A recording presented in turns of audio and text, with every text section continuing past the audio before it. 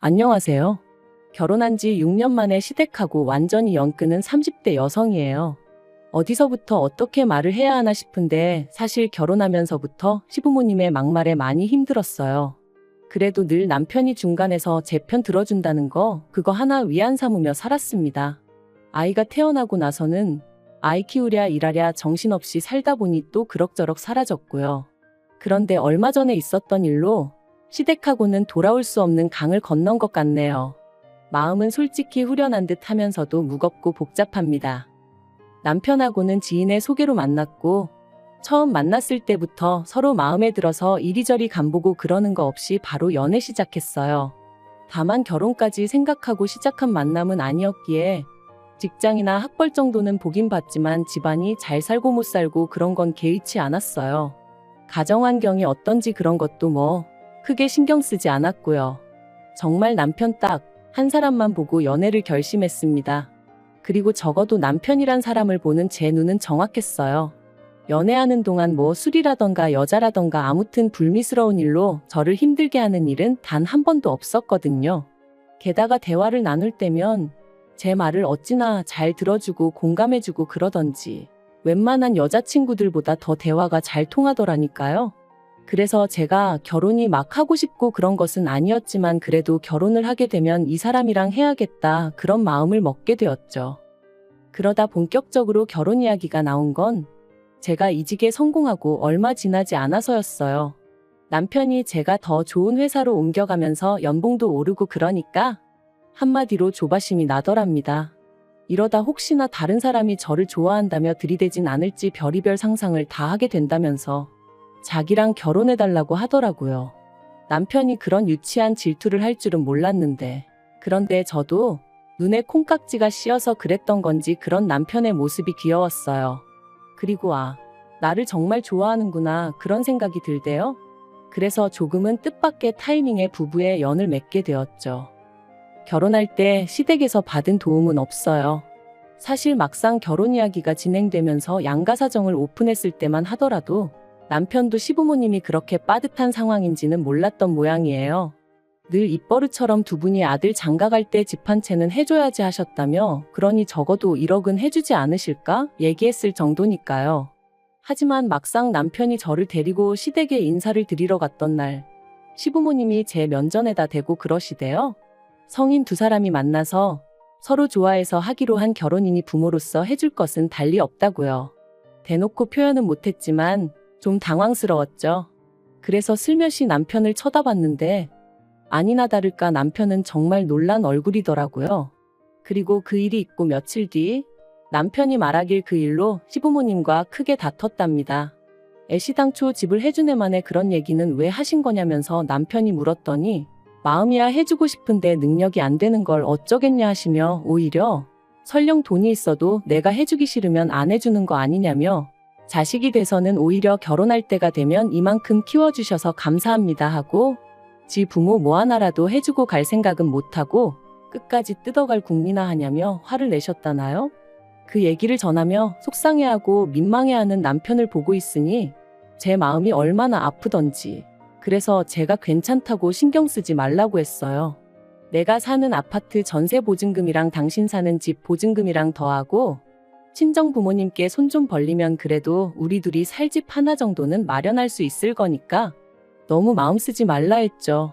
쓸데없는 허례허식 생략하고 우리가 현명하게 잘 해결해 나가자면서요. 그랬더니 남편이 저더러 정말 면목이 없다 하며 고맙다 했는데 사실 제가 말은 그렇게 했지만 저도 평범한 사람이고 여자인데 왜 서운한 마음이 없었겠어요.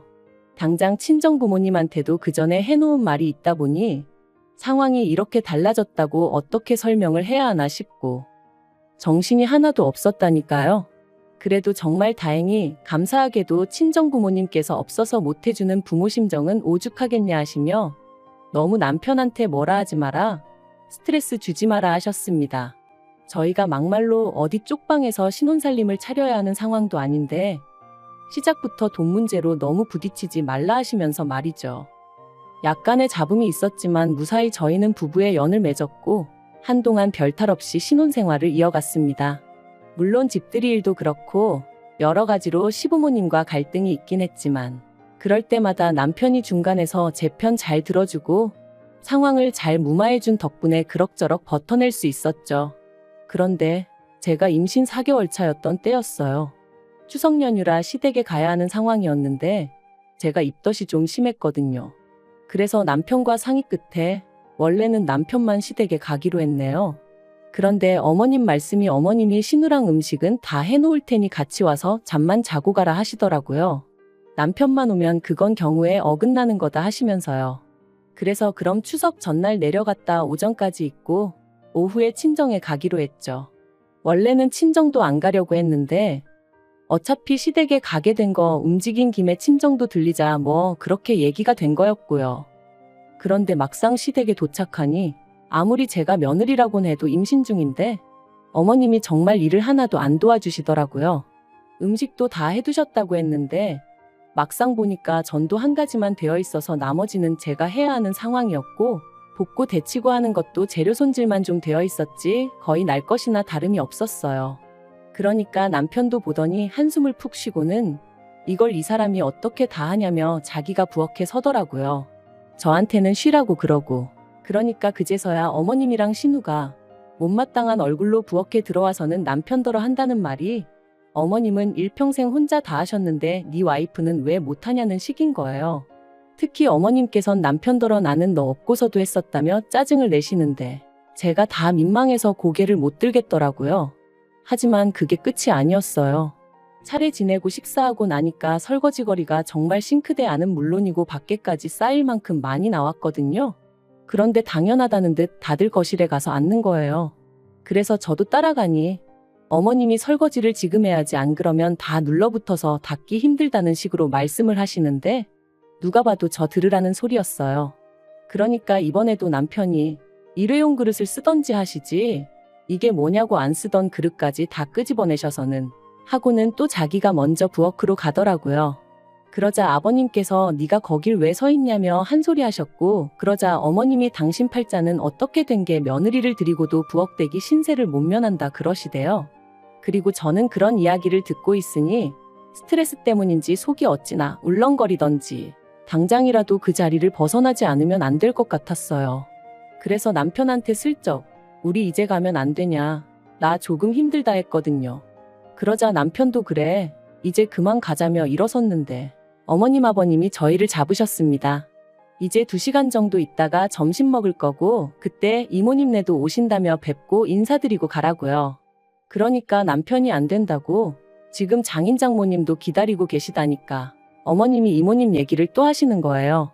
그러니까 이제 계속해서 좋게 좋게 말하던 남편도 이모랑 이모부 때문에 어떻게 장인 장모님을 기다리시게 하냐며 한마디 하더라고요.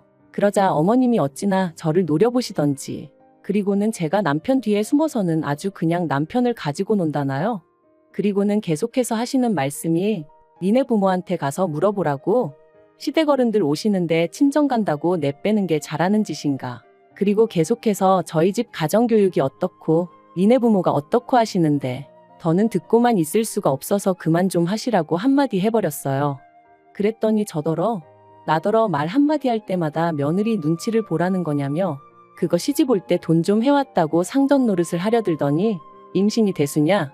나도 둘이나 낳았지만 나는 내 시부모한테 안 그랬다. 네가 지금 우리 집안을 얼마나 개무시를 하면 시애미가 한마디 한 걸 가지고 그렇게 말하지 마세요 하고 대드냐. 정말이지 계속 이러다가 내가 어떻게 될지도 모르겠다는 생각이 머릿속을 스칠 때쯤 남편이 그만하시라고 그러곤 저를 데리고 나와버리대요. 그리고 그게 처음 시댁과 연을 끊었던 이유였습니다. 하지만 건강한 사내아이를 낳았고 그 소식이 시부모님 귀에도 들어갔는지 당신들이 그때 좀 심했다 미안하다 하시며 연락을 취해 오셨는데 솔직히 제 마음의 앙금이 다 사라진 것은 아니었지만 그래도 결국엔 아이의 조부모님이니 이해하고 넘어가기로 마음을 먹었어요. 그래서 얼마 전까지도 아주 친밀한 관계는 아니었지만 왕래는 하면서 소위 며느리 도리는 하고 살았는데 말이죠. 그런데 결국 어머님 아버님이 기어이 이 연을 끊어버리셨네요. 저희 친정부모님은 원래 두 분이 여행 다니기를 좋아하시고 그중에서도 미국엔 1년에 2~3번은 다녀오세요. 거기서 작은아버지가 사업하시면서 혼자 살고 계시거든요. 그리고 올해는 작은아버지가 저희 부부도 오라고 하시더라고요. 저희 애도 데리고 말이죠. 비행기표만 저희가 부담하면 숙소야 작은아버지 댁 남는 방에서 지내고 밥은 친정부모님이 다 사주신다 하셨으니 솔직히 저희 입장에선 안 갈 이유가 없었죠. 그리고 무엇보다 남편이 미국엔 한 번도 안 가봤다길래 이참에 한번 다녀오면 좋겠다 싶더라고요. 이 일정이 정해지고 나서 저희 부부는 바로 시부모님께 연락을 드렸습니다. 평소에도 종종 연락 없이 저희 집에 오시는 분들이셨기 때문에 그때만큼은 피하시라는 의미로 미리 날짜랑 시간이랑 전부 다 알려드리느라고요. 그리고 혹시나 오해하실까봐 비용이나 여러 가지 문제는 전부 다 저희 친정부모님이 해결해 주신다는 얘기도 드렸습니다. 그런데 시부모님께서는 다른 건 다 나 몰라라 하시고 그냥 저희가 친정부모님이랑 해외로 여행을 간다는 사실에만 초점을 맞추신 듯 했어요. 그때부터 계속해서 다른 집 여행 이야기를 꺼내셨거든요. 누구누구는 자식들하고 일본 온천을 다녀왔다더라. 장가게를 보고 왔는데 경관이 끝내준다더라. 그러니까 남편이 돈이 있어야 가지 하고 한마디 하대요. 그러니까 아버님이 미국 갈 돈은 있고 지부모 데리고 여행 갈 돈은 없는 거냐며 너무한다 하시더라고요. 그리고는 저희 애를 가리키며 저 어린 것도 비행기를 타고 미국을 간다고 당신들은 이렇게 그냥 골방에 처박혀 있다 저승길이나 간다 뭐 그런 식으로 말씀을 하시는데 얼마나 황당하던지. 그래서 제가 아버님 떨어 왜 그런 말씀을 애 앞에서 하시냐고 좀 싫은 티를 냈어요. 그랬더니 저더러 너는 그러는 거 아니랍니다. 돈 있는 친정부모가 뭐 하자고 하면 내하고 하고 당신들이 뭐 하자고 하면 당신들 아들 뒤에 숨어서 싫은 티 내는 거 모를 줄 아냐면서 말이에요. 그러니까 남편이 무슨 그런 억지를 쓰시냐면서 이 사람 그런 적 없다 하더니 여행이나 마나 당장 아버지 어머니가 우리 밥 한 끼라도 사주신 적 있냐. 아무리 부모 자식 간이라지만 오가는 게 있어야 자기도 저한테 뭐 할 말이 있지 않겠냐며 그만 좀 하시라고 한마디 하더라고요. 그래서 결국 분위기가 싸해져서 집에 왔어요. 그리고 계획대로 친정부모님하고 미국 갔다가 2주 만에 돌아왔는데 집에 도착하니 시간도 너무 늦었고 정리할 것도 많아서 치우다 쓰러지듯 잠들었습니다. 그랬는데 이튿날 아침 어머님한테 전화가 왔어요. 제가 받았더니 대뜸 다녀왔으면 다녀왔다고 전화해서 인사를 해야 할 거 아니냐며 소리를 지르시대요.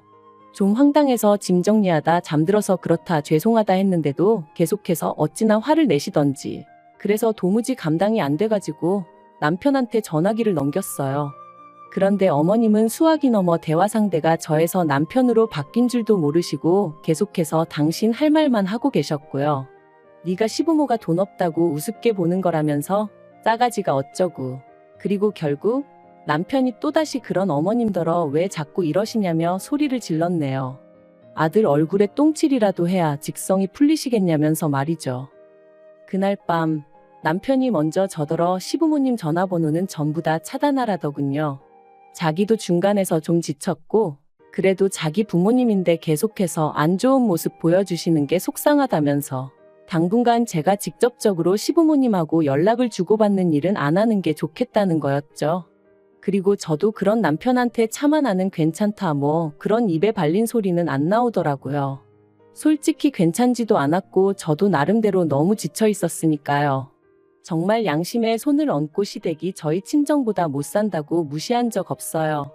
그런 걸 신경 쓰는 사람 같았으면 애시당초 남편하고 결혼을 안 했겠죠. 저희 친정에서도 결혼 반대하셨을 거고요.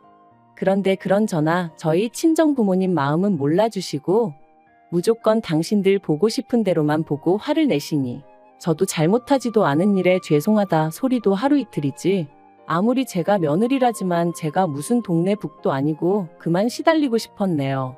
그래서 이번만큼은 그래도 부모 자식 간인데 그러면 안 된다 뭐 그런 말을 하는 대신 남편이 하라는 대로 따르기로 했습니다. 남편이 당분간 아이도 보여드리지 말라고 해서 알겠다고 했고요. 그런데 그렇게 지낸 지 2달이 넘어가던 어제 모르는 번호로 전화가 왔어요. 받아보니 어머님이셨습니다.